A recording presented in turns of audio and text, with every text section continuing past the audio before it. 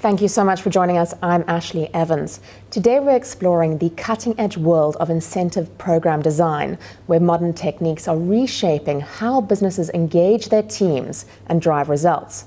Central to this transformation is the concept of people-centered design, a methodology that puts individuals at the heart of program creation.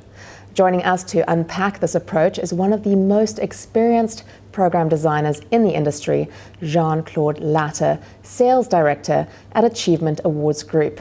Thank you so much for joining us today. Pleasure, Ashley. To start off with, you've designed some of the most successful programs at the Achievement Awards Group.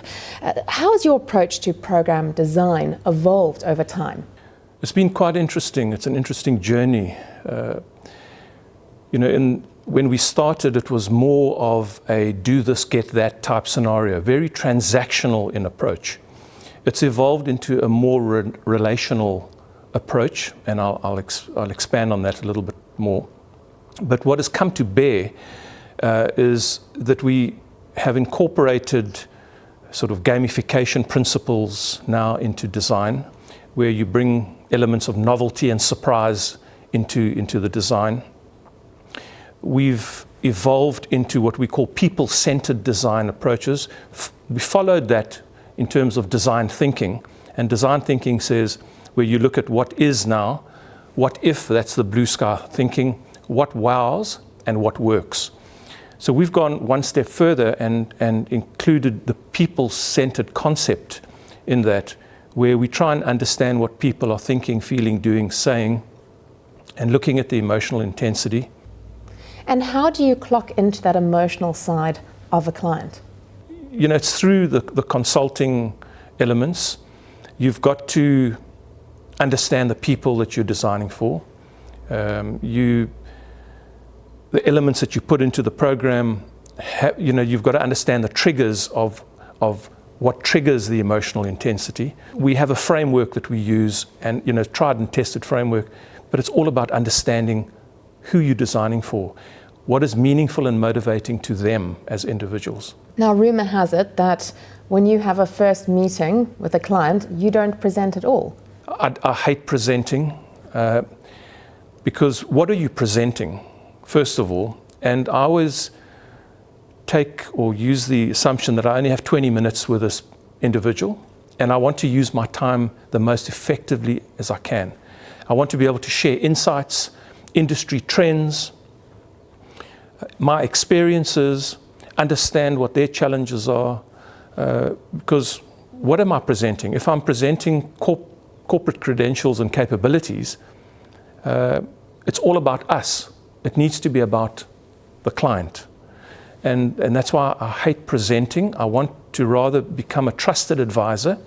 How do you balance innovation with proven strategies with program design? We look at, once we've designed the elements of the program, through journey mapping, we walk through the steps of what we're asking people to do, and we analyze the highs and lows. In essence, you're doing a consequence audit of what is it high emotion or low emotion?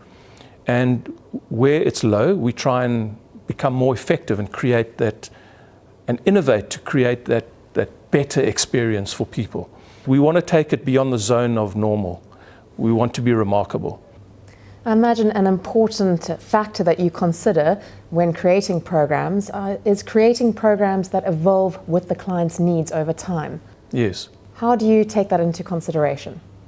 Well, part of the framework and structure when we implement programs is to make sure that the client understands their responsibilities, and we put together a steering committee, and we meet on a quarterly basis to re-look at the client strategy, to look at success factors that we put in place in terms to say that the program is successful or not.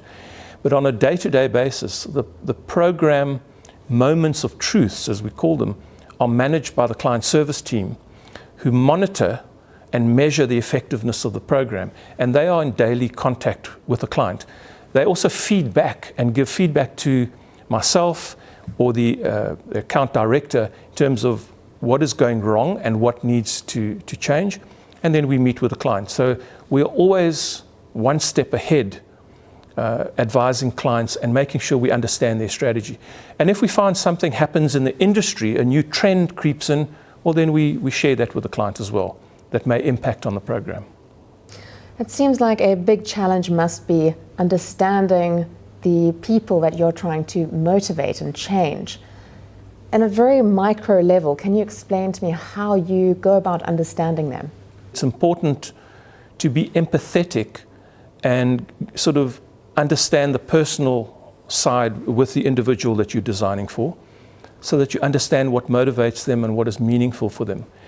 And from being empathetic, we need to understand what are they feeling, what are they thinking, what are they saying, and what are they doing, and what insights can we get out of that. Well, Jean-Claude, that's all we have time for today. Thank you so much for joining us. It's a pleasure. Thank you very much.